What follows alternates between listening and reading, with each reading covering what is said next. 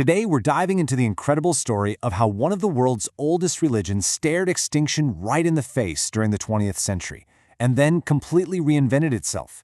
And it all came down to one young monk and this one single powerful idea he stumbled upon in a book. You know, it's a question that pretty much any ancient tradition has to grapple with. Do you cling to the past and just hope for the best, risking becoming totally irrelevant? Or do you adapt and risk losing the very thing that makes you special? For Buddhism in the middle of the 20th century, this wasn't just some philosophical debate, no. This was a flat-out fight for survival. So, how did this all go down? Well, here's our roadmap. First, we're going to look at just how bad things were for Buddhism. Then, we'll get to that revolutionary idea that changed everything. We'll see how it was put into action, what principles came out of that, and finally, how it all led to building a brand new kind of Buddhism. All right, so to really get a feel for how massive this transformation was, we've got to travel back in time to the 1950s. Because let me tell you, this situation for Buddhism back then, it wasn't just bleak. It was teetering on the edge of total collapse. Just look at the state of things in Taiwan. Buddhism was seen as this dusty old relic, full of superstition. The government was actively working against it. We're talking temples literally being taken over by the military. You couldn't even go out and preach in public. And who were the followers? Mostly elderly folks, many of whom couldn't read. The intellectual class? They just laughed it off. I mean, the faith was basically on life support. But then, right when things looked their worst, came the turning point. A young monk, his name was Hsing Yun, had just made his way to Taiwan. He was looking desperately for a way forward, and he found it in a pretty unexpected place, the writings of a secular philosopher. So this big idea came from a movement called the New Tide of Thought, and its biggest champion was a philosopher named Shih, and his whole thing was what he called a critical attitude. Basically, he said we have to reevaluate everything. Every single custom, belief, and teaching we inherit from the past. Nothing gets a free pass. Everything has to prove its worth, right here, right now. And what's so brilliant about this is how simple Shih made it. He boiled it all down to three powerful questions. First, you look at a custom and ask, hey, is this old tradition still actually valuable today? Then, you look at a teaching and ask, is this ancient lesson still true today? And finally, you look at a common belief and ask the big one, is this thing right just because, everyone says it is? Just three simple questions, but they would end up becoming the engine for a full-blown religious revolution. And Shih had this perfect example to make his point. He talked about this political reformer who at first everyone thought was a total radical. But decades later, people just saw him as an old fossil. The guy himself didn't change, right? But what did change was society and what it needed. And that just unlocked this huge insight. Value isn't some fixed thing. It's not permanent. It's all about what we need in the present. And for Master Hsing Yun, this wasn't just some neat philosophical idea. Oh no, this was the key. This was the tool that could save Buddhism.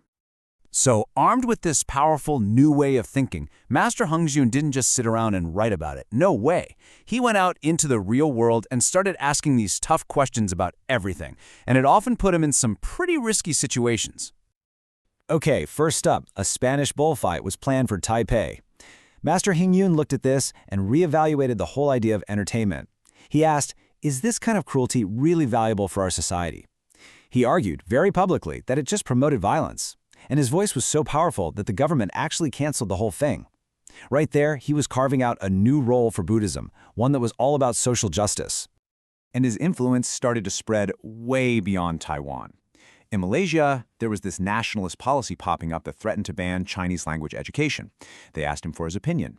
Now, instead of getting bogged down in the politics, he just reevaluated the idea of what a nation is. He used this beautiful analogy. He said, a nation is like a garden. And a garden is so much more beautiful when it has all different kinds of flowers. It was simple, it was powerful, and it totally helped sway the debate and preserve Chinese education there.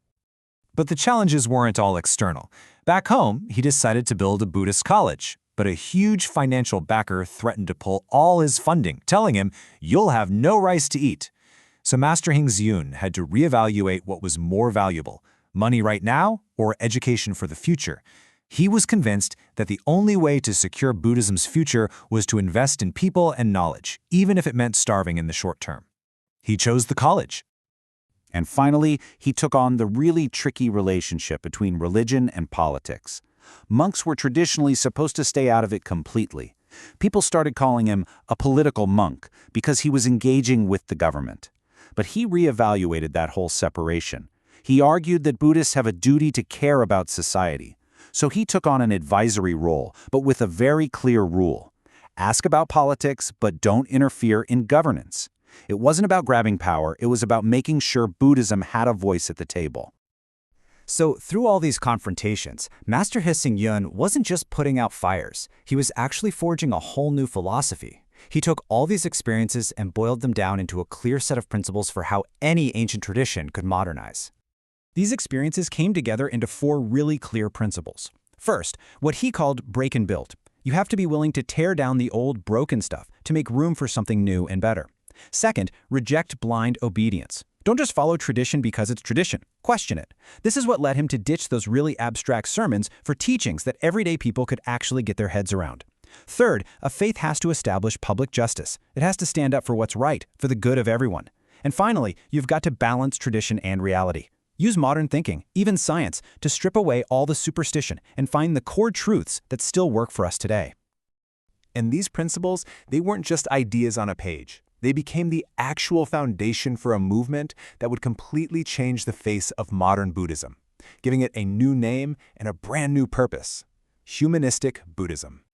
And you can see this new way of thinking perfectly in how we reinterpreted some of the most basic Buddhist concepts. Let's take impermanence. For centuries, this idea was super pessimistic, right? It was all about how everything falls apart. Life is suffering, you know the drill. But Master Hsing Yun did this incredible flip. He said, wait a minute, if everything is impermanent, then that's the ultimate source of hope.